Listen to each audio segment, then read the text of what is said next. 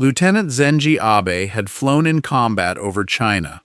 He had logged more hours than most men in the Japanese carrier force, had refined his craft through years of operational experience that no amount of classroom instruction could replicate.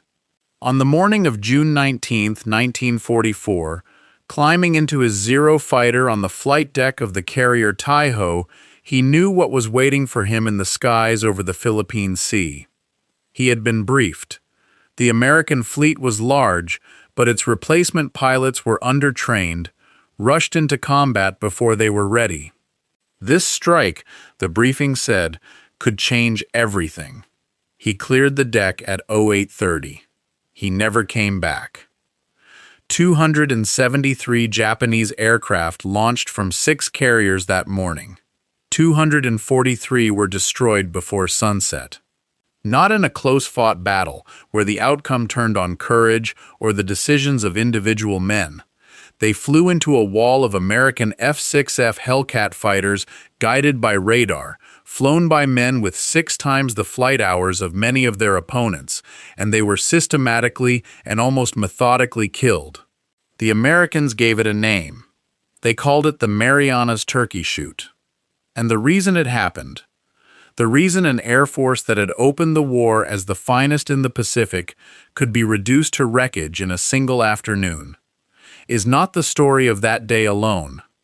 It is the story of everything that came before it, of a nation that had studied every Western navy in the world, drawn every lesson those navies had to teach, and prepared, with extraordinary seriousness and genuine professional excellence, for exactly the wrong war.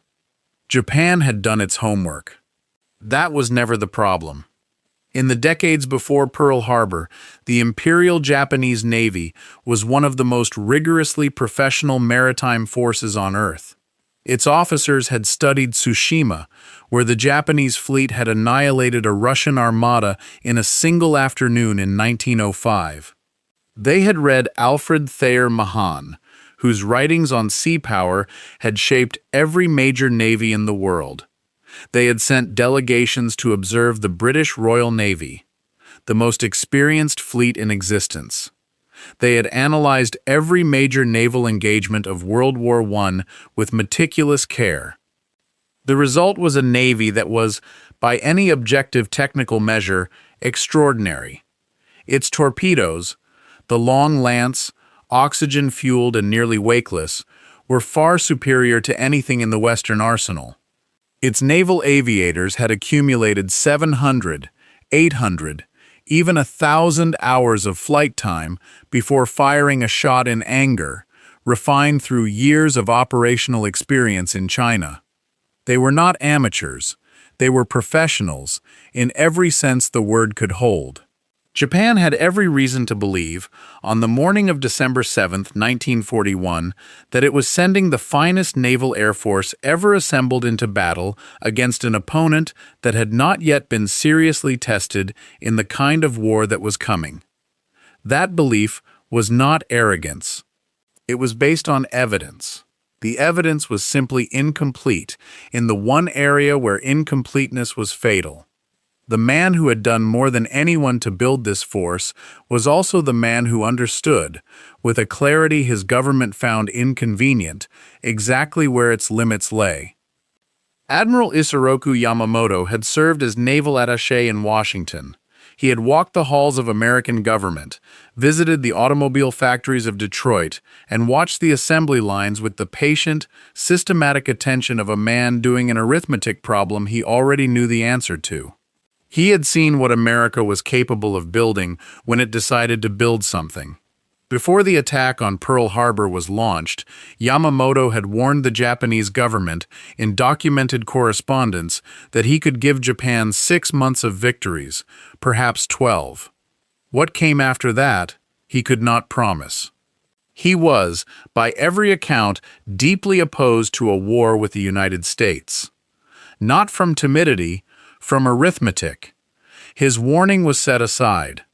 The plan moved forward. On the morning of December 7, 1941, 350 Japanese aircraft descended on Pearl Harbor in 2 waves. 18 American ships were sunk or heavily damaged. Nearly 200 aircraft were destroyed on the ground. 2,403 Americans died. From the cockpit of the lead aircraft, Commander Mitsuo Fuchida sent the signal back to the fleet. Tora, Tora, Tora. Surprise achieved. But the 3 American aircraft carriers assigned to the Pacific Fleet were not in Pearl Harbor that morning. Lexington was delivering aircraft to Midway. Enterprise was returning from Wake Island. Saratoga was on the west coast for repairs. The ships that Yamato understood would ultimately determine the outcome of the war in the Pacific had simply not been there on the one morning Japan needed them to be. Vice Admiral Chuichi Nagumo, commanding the attack force, chose not to launch a third strike. The American fuel storage tanks, 4.5 million barrels of oil, sitting above ground and utterly exposed, were left untouched.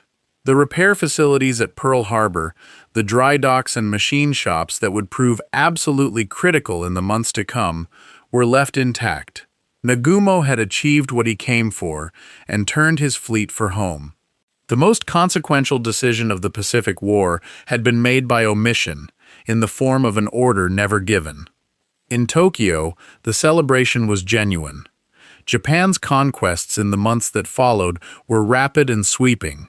Malaya, the Philippines, Singapore, the Dutch East Indies, Burma. The defensive perimeter that Japan's strategic planners had envisioned now existed, stretching across millions of square miles of Pacific Ocean.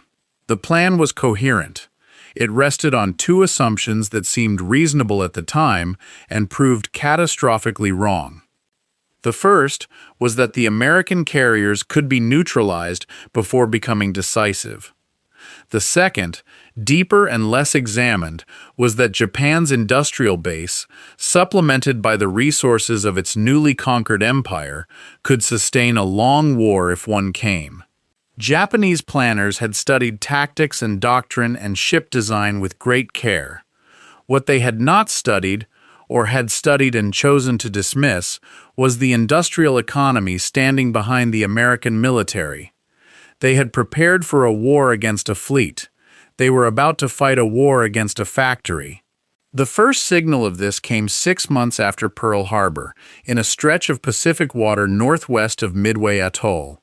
American codebreakers at Station Hypo in Pearl Harbor had broken enough of Japan's naval code JN-25 to read the outlines of Japan's operational plan. Admiral Nimitz knew Japan's fleet was coming, knew approximately when and from which direction. He could not match Japan in weight of ships. He could negate the one advantage weight of ships was supposed to provide: surprise. On the morning of June 4, 1942, American torpedo bombers made their first attacks on the Japanese carrier fleet. What happened in the next 2 hours deserves to be understood not as strategy but as human experience, because it is in those 2 hours that the entire logic of what followed was written in the clearest possible terms. Torpedo Squadron 8, from the carrier Hornet, launched 15 aircraft. Their TBD Devastators were slow, and their torpedoes were unreliable, and they had no fighter escort. They flew straight into the Japanese combat air patrol and the full weight of Japanese anti-aircraft fire, and they did not break off. They pressed their attack at wave-top height into a wall of cannon fire, because that was the mission, and they had been given no order to abort it. 14 of the 15 aircraft were shot down. Of 30 men, 1 survived. Ensign George Gay, who clung to a rubber seat cushion in the water for hours, watching the rest of the battle unfold around him. Not one torpedo found its mark. Ensign Gay, floating in the water on a seat cushion, watched the rest of the battle through smoke and flame. He watched the dive bombers arrive from above. He watched the carriers burn. He was rescued the following day, the only man from his squadron who came home. He would spend the rest of his life trying to explain what it meant, not as heroism, though it was that, but as the moment when the war's mathematics became visible. The sacrifice of Torpedo Squadron 8 appeared, at the moment it happened, to be a catastrophe. It was also the pivot point of the entire Pacific War, because the Japanese combat air patrol fighters pulled down to low altitude to destroy the torpedo bombers were out of position when the American dive bombers arrived from high above. In 5 minutes, 3 Japanese carriers were fatally struck. The 4th was destroyed later that afternoon. All 4 sank. These were not ordinary ships. These were the carriers whose aircraft had struck Pearl Harbor. Their air groups contained some of the most experienced naval aviators in the world. And they were gone, along with approximately 110 of those pilots, in a single day. Japan lost 4 carriers at Midway. America lost 1. Both navies knew those numbers. What only one of them fully understood was what those numbers meant in terms of what came next. In a staff office in Kure, a Japanese naval architect named Commander Hiroshi Tokuno sat before a production schedule in the summer of 1942 and ran the arithmetic. He had the figures for Japan's carrier construction program, the ships currently under conversion, the ones planned, the timeline for their completion. He set them against the known losses. The numbers did not work. Even if every conversion was completed on schedule, even if no additional carriers were lost, Japan would enter 1944 with fewer operational fleet carriers than it had begun the war with. He filed his assessment. It was noted. The production schedules were revised, marginally. And then, quietly, the document was set aside, because there was a more fundamental problem that no production schedule could address. America had the Essex class. Each Essex-class fleet carrier displaced 34,000 tons, carried 90 to 100 aircraft, and was capable of sustained Pacific operations. They were production ships, not prestige projects or one-of-a-kind engineering achievements, but standardized vessels designed from the outset to be built in quantity, by shipyards that were themselves being expanded and tooled for exactly this purpose. By the end of the war, 24 Essex-class carriers had been commissioned. Japan commissioned no equivalent vessel during the entire conflict. The carriers Japan did build, converted hulls, improvised designs, were slower, smaller, and less capable, built by an industry running short of the raw materials Japan had gone to war to secure, but could no longer import. On Guadalcanal, beginning in August of 1942, the two systems met in a contest that made the outcome legible to anyone willing to read it honestly. The Japanese soldiers fighting on Guadalcanal were not poorly motivated. They were not poorly trained. They were ferocious and determined opponents who fought with a tenacity that American Marines and soldiers came to respect and fear in equal measure. What they lacked was food, ammunition, medicine, the basic material sustenance that an army needs to function. The Tokyo Express, the nighttime destroyer runs that Japan used to push supplies down the slot, could deliver some material, but never enough. American aircraft from Henderson Field controlled the daytime waters with a completeness that Japanese surface ships could not challenge without unacceptable losses. Japanese soldiers on Guadalcanal were reduced, by documented accounts gathered in post-war testimony, to eating grass, tropical plants, and rats. They stripped bark from trees and boiled it. Nearly as many Japanese soldiers died of starvation and disease on Guadalcanal as died in combat. A Japanese officer's diary recovered after the campaign described watching men who had been trained for jungle warfare. Men who had taken Singapore and the Philippines and believed themselves capable of anything the Pacific could put in front of them, lying down in the jungle undergrowth and dying because there was simply nothing to eat. When Japanese forces withdrew in February 1943, they left behind not just a tactical defeat, but a demonstration. a demonstration that Japan could not sustain its fighting men across the supply lines the war required. That the elegant strategic concept, a defensive perimeter too vast and too costly for America to breach, rested on a logistical foundation that simply did not exist.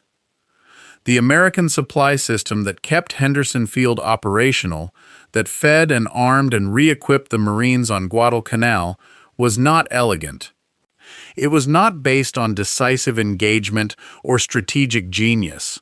It was based on trucks and ships and organizational will, on moving material from where it was produced to where it was needed, continuously, in quantities that the Japanese naval planners who had studied Mahan and Tsushima had never calculated, because it had never occurred to them that this was the war they might be fighting. Of all the gaps that opened between Japan and America as the war progressed, none would prove more decisive, or more irreversible, than the gap in the air. Japan had begun the war with an elite corps of naval aviators whose skill was genuine and whose experience was real. They were also finite, and the war consumed them at a rate Japan's training pipeline was never designed to sustain. Midway took 110. Guadalcanal took more. Every engagement took more. Japan's training program, designed to produce the elite pilot rather than the competent one, required 2 to 3 years to turn a recruit into a carrier aviator of the caliber the pre-war fleet demanded. America had no such requirement. America needed pilots who were good enough, trained fast enough, in sufficient numbers to replace every loss and then some. By 1944, the average American carrier pilot entering combat had between 500 and 600 hours of flight time. His Japanese opponent had between 100 and 150. That gap was not merely a disparity in skill, it was expressed, practically, in what happened when the two met. The Grumman F-6F Hellcat had been designed with explicit knowledge of the Zero's performance characteristics. It was faster in a dive, more heavily armored, and more heavily armed. Paired with radar-directed interception that vectored American fighters onto incoming formations before those formations reached attack position, and with proximity-fused anti-aircraft shells that detonated near an aircraft rather than requiring a direct hit, the Hellcat represented a convergence of technology and training that no individual act of courage could compensate for. On June 19, 1944, all of it arrived together over the Philippine Sea. The Japanese pilots who launched that morning were not cowards. Many of them were the best that Japan still had. They flew with the discipline and fatalistic courage that had characterized the Japanese naval aviator since the beginning of the war. Lieutenant Zenji Abe and men like him had earned their wings through hardship and skill. None of that was in question when they lifted from the flight decks of their carriers and turned toward the American fleet. What was in question was what was waiting for them. American Hellcats guided by radar, flown by pilots with hundreds of hours more training, protected by proximity fuses that turned every anti-aircraft shell into a lethal cloud. The Japanese formations flew into this wall and were consumed by it. Wave after wave, at intervals throughout the day, the pattern repeated. The radio calls that came back to the Japanese carriers grew fewer and then stopped. 243 aircraft. 2 Japanese carriers were sunk by American submarines that same day. The following morning, American carrier pilots launched an extreme-range strike in fading light and destroyed 80 more Japanese aircraft. When the battle ended, Japan had approximately 35 operational carrier aircraft remaining. America had lost 130 aircraft. The replacements were already at sea, on escort carriers following the fleet. Admiral Jisaburo Ozawa, commanding the Japanese carrier force, later told his interrogators that he had understood, before the last aircraft returned, that the carrier air force as an offensive instrument was finished.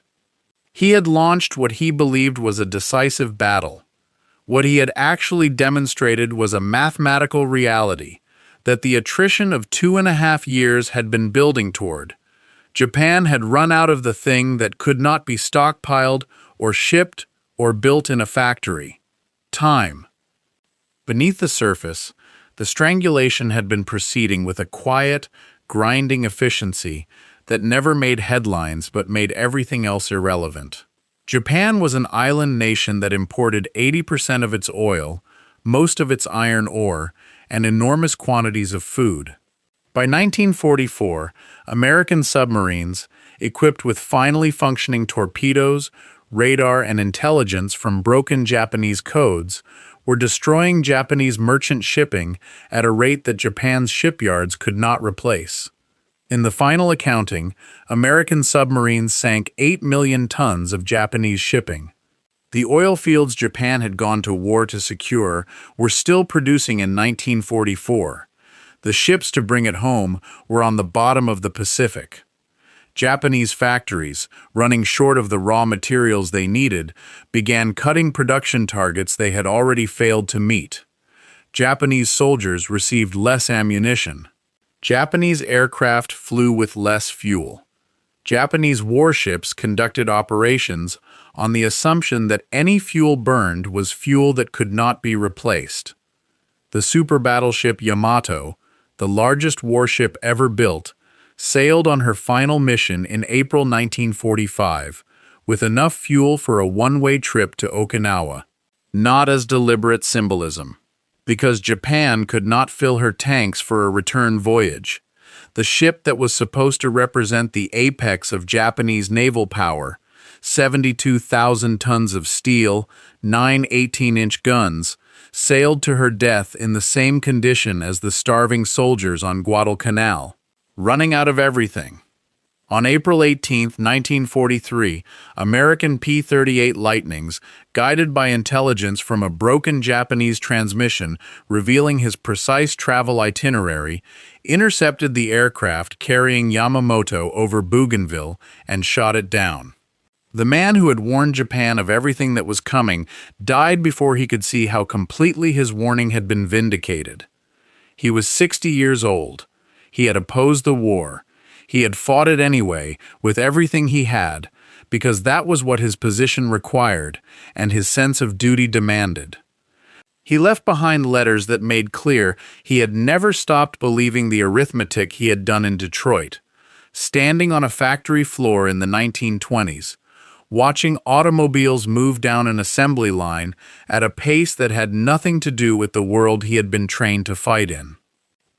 In the quiet offices of the United States Strategic Bombing Survey, in the months after Japan's surrender, American intelligence officers sat across from the admirals and generals who had prosecuted the Pacific War from the Japanese side. What emerged from those conversations was a portrait of institutional miscalculation that went deeper than any single decision or any single battle. Admiral Mitsumasa Yonai, Japan's Navy minister at war's end, told his interrogators that the fundamental cause of Japan's defeat was the loss of the ability to produce. That Japan had entered a war of material attrition without the material to sustain it, and that this had been knowable, and in some quarters known, before the war ever began. An interrogating officer asked him when he had first understood this. Yonai was quiet for a long moment in the small room where they were sitting. Outside, the sounds of post-war Tokyo filtered through the window, a city trying to reconstruct itself from the wreckage of a war it had entered with such certainty. Then he said that he had understood it in 1942, that he had looked at the production figures after Midway and done the arithmetic and arrived at the answer. That the answer had been unacceptable, and so he had put it aside and returned to the work of fighting the war. That it had not gone away. That it had been there at every meeting, in every briefing, in every set of production figures he had seen for the remaining 3 years of the war. The answer had always been the same. He had simply continued to act as though it might change. What Japan had not learned What no amount of studying other navies could have taught was how to wage industrial war, how to replace every ship with 2 ships, every pilot with 10 pilots, how to keep supply lines open when the enemy was doing everything in its power to close them, how to move material to the front every single day, not as a temporary surge, but as the sustainable baseline of a civilization that had decided, with patient and implacable certainty, to win. Japan had prepared for a battle. America had prepared for a system. The Japanese naval officer who had studied Mahan and Tsushima and the battles of Jutland, who had spent his career mastering the geometry of the decisive naval engagement, had prepared to defeat an enemy. He had not prepared for what America brought to the Pacific, the carriers to replace the ones that were sunk, the pilots to replace the ones who died, the submarines that found convoys in the dark, the torpedoes that finally worked, the factories that ran through the night in Detroit, and the shipyards that launched destroyers faster than they could be sunk. He had looked at the weapon and failed to look at the hand that held it. And in the end, as in every contest between a battle and a system, the system did not need to outfight the battle. It only needed to outlast it. It had plenty of time.